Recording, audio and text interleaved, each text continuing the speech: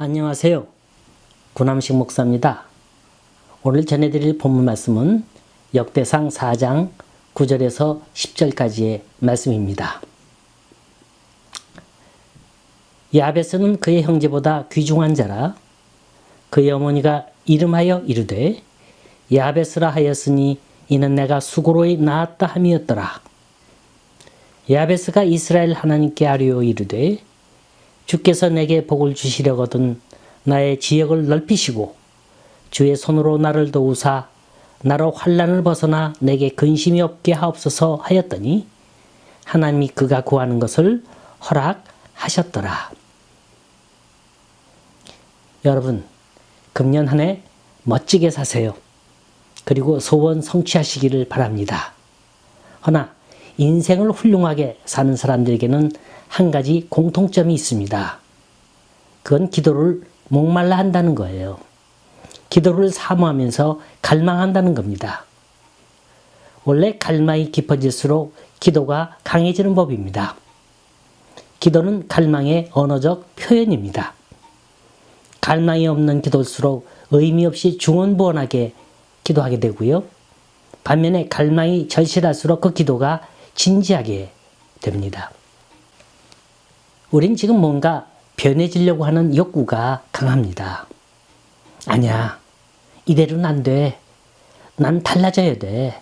우린 달라져야 할 거야. 내겐 변화가 필요해. 우리에겐 변화가 필요하단 말이야. 그래서 이걸 행동으로 옮기는 사람이 있고 생각 그 자체로 끝나는 사람이 있습니다. 자, 우린 어느 걸 선택하겠습니까? 여태까지 우린 강단을 통해서 듣기만 했어요. 그런데 이제부터는 듣는 게 아니라 내가 직접 전하는 거예요.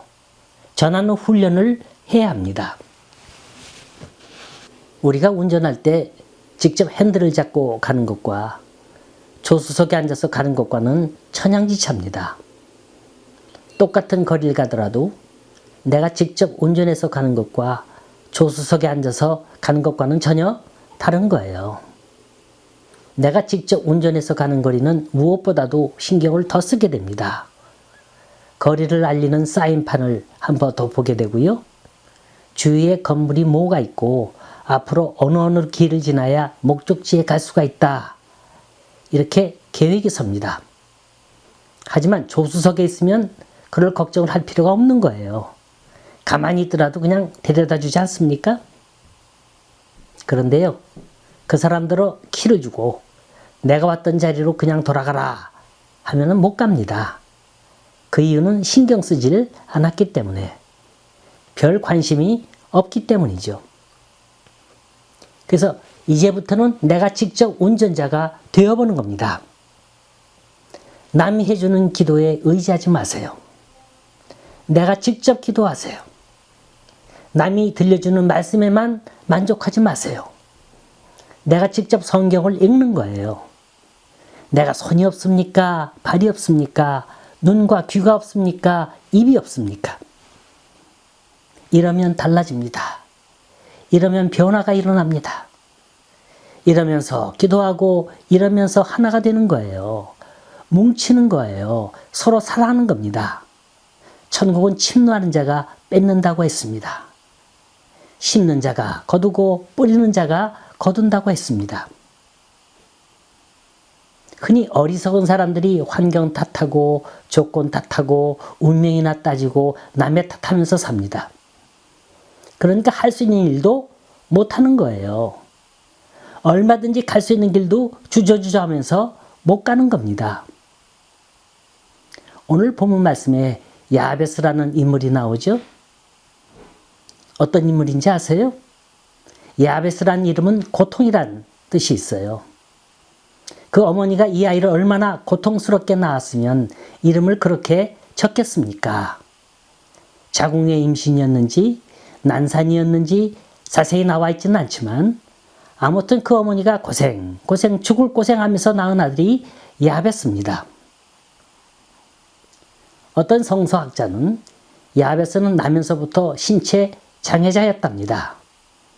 뿐만 아니라 무척이나 가난했대요. 그의 아버지가 어머니를 버렸든지 아니면 일찍 세상을 떠났는지는 모르겠지만 여자 혼자서 그 아들을 키웠습니다. 당시에 아버지가 없다는 건 극한 가난을 의미합니다. 룻이 남편을 잃고 두 아들을 잃고 시어머니를 모시고 살 때 얼마나 힘들었습니까? 그녀가 이삭 줍는 일로 연명하지 않았습니까? 고대 근동에서 여인이 혼자 산다는 건 극한 가난을 의미합니다. 구약에선 고아와 과부가 구제의 대상이었어요. 그런 환경 가운데 야베스가 자랐다는 겁니다. 태어날 때부터 천덕꾸러기에 어머니에게 고통만 주던 인물, 그 야베스가 어떻게 되었다고 성경은 기록하고 있습니까? 그 형제보다 존귀한 자라. 사람에게 존경받고 인정받는 인물이 됐다는 거예요. 불행한 운명의 사람, 그 부모까지도 그에 대해서 고통스러운 존재로 인식된 사람, 또 그런 운명으로 포기된 삶을 살아야만 했던 사람, 그 이름 야베스. 이 사람의 운명이 180도로 변해서 축복된 존재, 모든 형제보다도 존귀한 자로 우뚝 섰을 수 있었던 그 이유가 뭡니까? 그것은 오로지 기도였습니다. 자, 과연 야베스는 어떤 기도를 드렸을까요? 어떻게 기도했길래 그의 운명을 그렇게도 멋지게 뒤바꿔 놨습니까? 10절입니다. 야베스가 이스라엘 하나님께 아뢰어 가로되 주께서 내게 복의 복을 더하사 나의 지경을 넓히시고 주의 손으로 나를 도우사 나로 환난을 벗어나 근심이 없게 하옵소서 하였더니 하나님이 구하는 걸 허락하셨더라. 야베스의 기도의 내용 4가지. 첫째, 내게 복에 복을 더하사.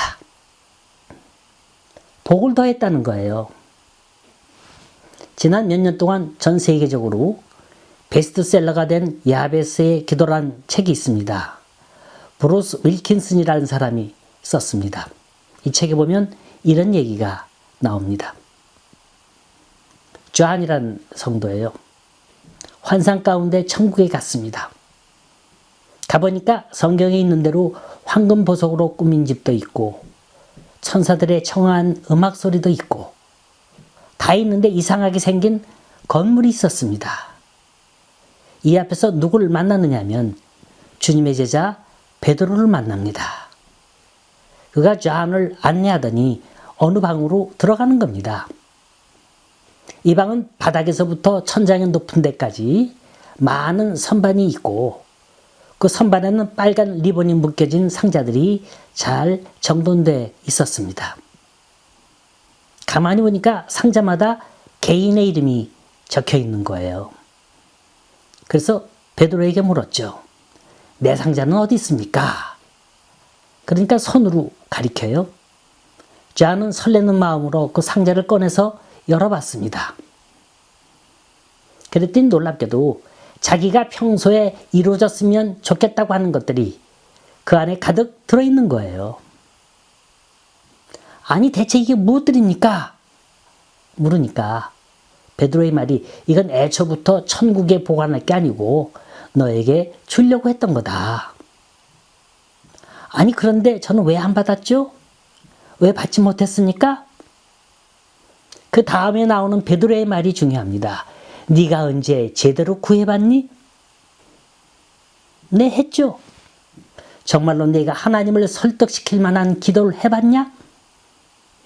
여기에 말문이 막히더랍니다. 여기서 강조하는 건 기도 그 자체가 아니라 기도에 담겨있는 내 마음, 내 정성, 내 진실, 이게 더 중요하다는 거예요. 한마디로 야베스가 기도응답을 받은 비결은 그의 기도의 분량이나 기술에 있었던 게 아닙니다. 인격이에요. 진실성입니다. 하나의 기도를 드려도 내 진실이 담긴, 내 온 인격이 담긴 그런 기도를 드렸다는 거예요. 성경에 보면 기도에 가장 좋은 샘플이 있습니다.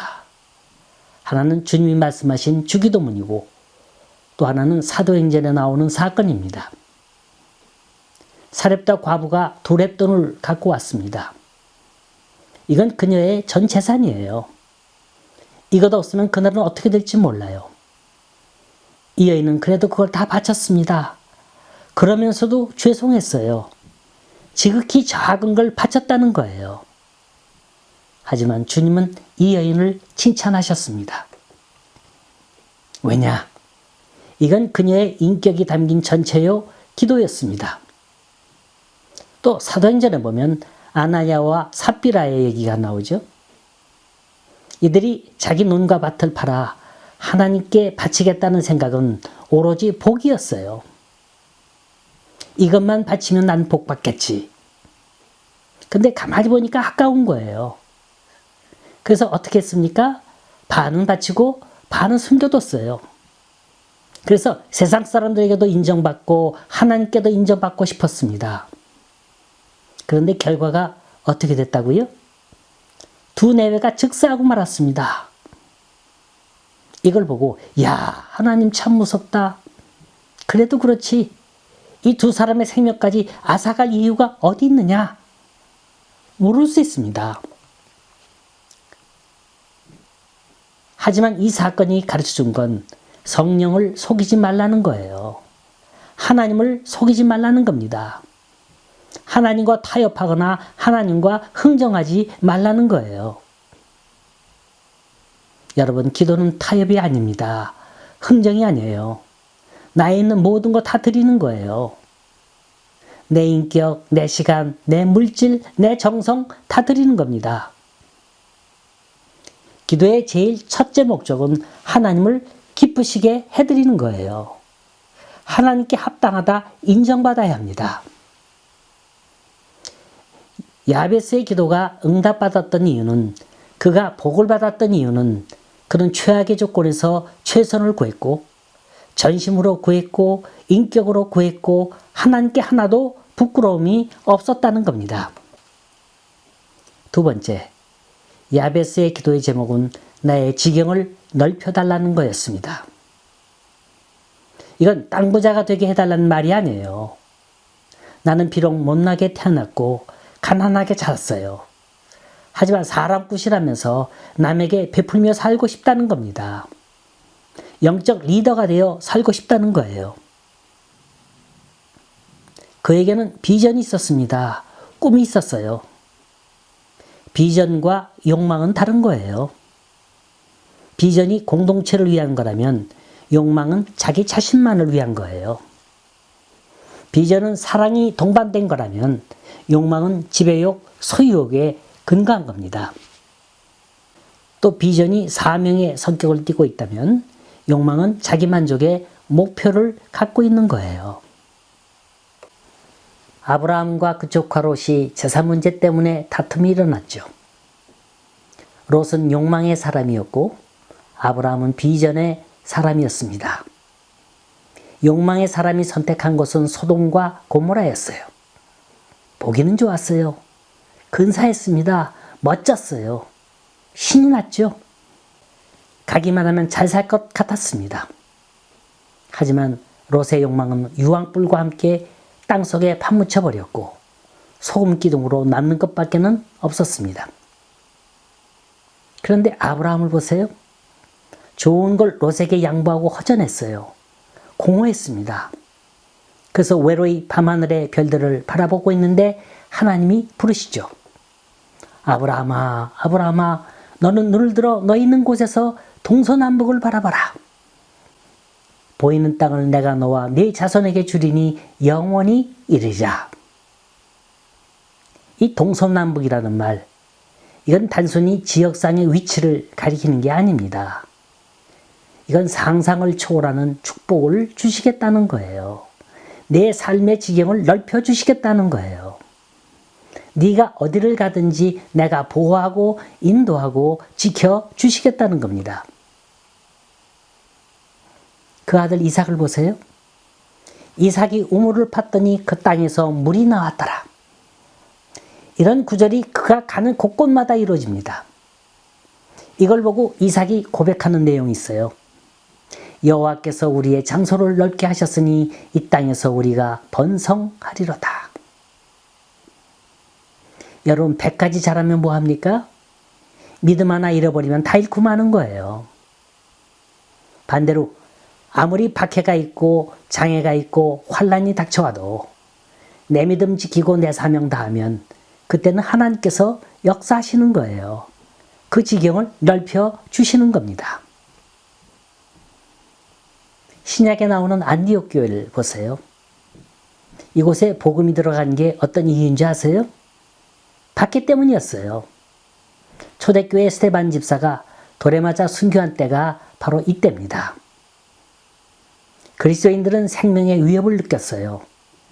일부는 아시아로 가고 유럽으로 갔고, 일부는 베니게 구부로 로마로 갔고, 또 일부는 북으로 가다가 안디옥에 정착하게 됐습니다.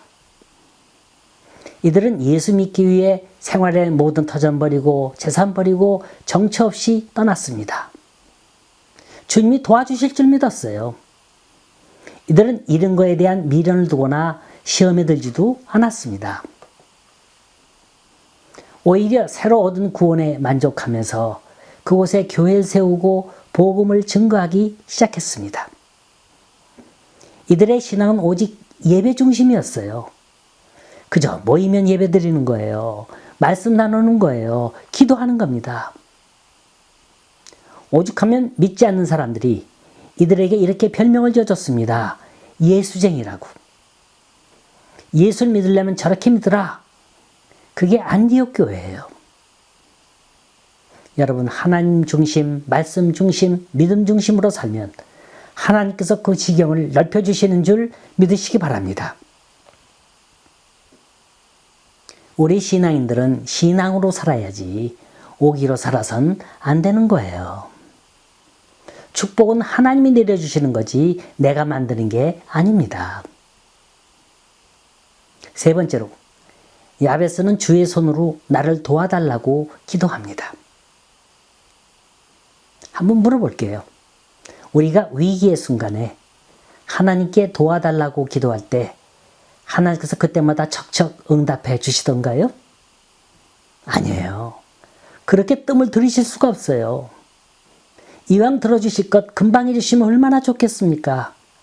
그런데 그렇게 하시질 않는다는 거예요. 왜냐하면 그렇게 하는 게 우리에게 득이 되기 때문인 겁니다. 한국 어느 지체부자유아 학교에 2명의 척추성 소아마비 장애아가 있었습니다. 이 어린이들은 모두가 부모의 실수로 그만 소아마비 백신 접종을 미뤘던 관계로 영원한 장애아가 되고 말았습니다. 이런 경우 부모는 무서운 죄책감에 포로가 되고 맙니다. 아이고, 나 때문에 얘가 이렇게 됐지. 불쌍한 마음의 이해를 과잉보호했어요. 그렇지만 이 아이는 결국 자라다가 세상과 싸우지 못하고 세상을 이겨내지 못하고 그만 비관해서 스스로 목숨을 끊고 맙니다. 결국 이 아이의 부모는 소위 사랑이란 이름으로 이 애를 이중으로 불행케 만든 겁니다. 그런데 다른 한 아이의 부모는 이와는 달랐습니다. 이 애는 호르몬 밑에서 자란 딸이었어요. 그래서 남보다 강하게 키워야겠다고 생각했습니다. 엄마는 결코 눈물을 보이는 일이 없었어요. 이 딸이 사춘기에 접어들었을 때 일입니다. 그때가 가장 예민할 때 아닙니까? 엄마가 조용히 불러서 말합니다. 딸아, 너는 몸이 다른 애들과 다르니까 남들보다도 몇 갑절 노력해야 스스로 독립할 수 있단다. 네 장래는 내가 스스로 개척하는 거야. 알겠지? 엄마는 너를 책임질 수도 없고 네가 해야 할 일을 대신해 줄 수 없단다. 이 말이 어찌 그렇게 야속하게 들리던지 이렇게 말하는 엄마가 미웠어요. 하지만 이 딸은 홀로 서는 법을 터득해 나갔습니다. 어느덧 대학을 졸업하는 날이 됐어요. 졸업식 날, 이 딸은 학사모를 쓰고 엄마와 나란히 사진을 찍습니다. 그 순간 이 엄마의 눈에선 말없는 눈물이 흘러내립니다. 엄마의 그 얼굴을 두 손으로 어루만지며 흐르는 눈물을 닦아주면서 하는 말이 엄마, 저는 삶의 보람을 느껴요. 산다는 게 이렇게 행복하고 즐거운 사실을 이제야 알 것 같습니다. 여러분, 사랑이 달콤하다고만 생각하는 사람이 있습니까? 그건 어딘가 덜 떨어진 사람일 거예요. 차원 높은 사랑엔 아픔이 있고 고통이 있습니다. 사랑하기 때문에 침묵을 지켜야 하고 사랑하기 때문에 그냥 지켜봐야만 하는 일들이 우리 삶의 현장에는 수없이 일어나고 있습니다. 하나님의 사랑은 우리의 상상을 초월하는 사랑입니다. 하나님은 우리를 과잉보호하시길 원치 않으십니다. 우린 이 속에서 이겨나가야 돼요. 스스로 해결할 수 있는 방법을 터득해야 합니다. 이게 하나님은 우리를 도우시는 방법인 거예요. 네 번째, 야베스의 기도는 환난에서 벗어나 근심이 없게 해달라는 겁니다. 놀만 빈센필 박사가 이런 유명한 말을 했어요. 인생은 변화될 수 있다. 그러나 이 변화는 오직 기도를 통해서만 얻을 수 있는 것이다. 저도 한번 가본 적이 있습니다만은 시애틀의 햄크릭이라는 100km나 되는 긴 강이 있습니다. 아주 아름답고 깨끗합니다. 주변에는 나무도 울창해서 많은 사람들이 나와 자연경관을 즐깁니다. 저도 유람선을 타고 한번 구경한 적이 있어요. 이 강이 원래는 이렇지 않았대요. 아주 악취가 나서 아무도 찾지 않았던 곳이랍니다. 그런데 빌이라는 사람이 있어요. 이게 first name인지 last name인지 잘 모르겠는데 어쨌든 이 사람이 이 강을 바꾸어 놨다는 거예요. 이 사람은 월남 참전 상위용사예요. 또 심장도 나쁩니다. 의사에게 진찰을 받았더니 몇 달 살지 못한다는 사형 선고를 받았답니다. 순간 정신이 번쩍 들었죠. 그래, 난 아직 젊은데 이대로 죽을 순 없지. 몇 달 살더라도 죽는 순간까지 좋은 일 한번 해보자. 그게 강 청소였어요. 날마다 자기 트럭을 몰고 가서 강 밑바닥에서 건진 쓰레기들을 잔뜩 차에 실었습니다. 이걸 강 주변에다 붓고 또 모아서 갖다 버리고 틈틈이 강 주위에 나무를 심은 거예요. 그러면서 기도합니다. 하나님, 나에게 힘을 주옵소서. 나에게 능력을 주옵소서. 나로 하여금 좋은 일 하다가 이 세상을 떠나게 하옵소서. 기도하다 일하고 일하다가 기도하고 지치면 기도했습니다. 그런데 기도 가운데 하나님께서 보여주시는 거예요. 이 강이 그렇게 썩은 냄새가 나는 건 강 밑바닥에 깔려있는 폐유가 문제였어요. 강 상류에 있는 석유회사들이 버린 게 이 강으로 흘러들어간 겁니다. 그래서 석유회사를 찾아갔죠. 그 폐유를 강에다 버리지 말고 나에게 주시오. 가뜩이나 골칫거리였는데 얼마나 신나겠습니까? 그렇게 하라고? 이걸 계기로 그는 폐품회사를 차리게 되고 그 폐유를 통해서 정화하는 방법을 연구하게 됩니다. 그러면서 그 강은 점점 깨끗해져 가는 거예요. 세월이 가면서 그를 돕겠다는 사람이 여기저기서 나타났습니다. 햄크릭 강의 기적이 일어난 겁니다. 몇 달밖에 못 산다는 사람이었어요.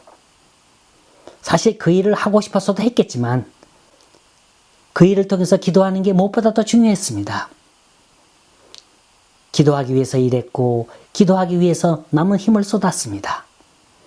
이 일의 재미를 느낀 게 아니라 기도에 재미를 들인 거예요.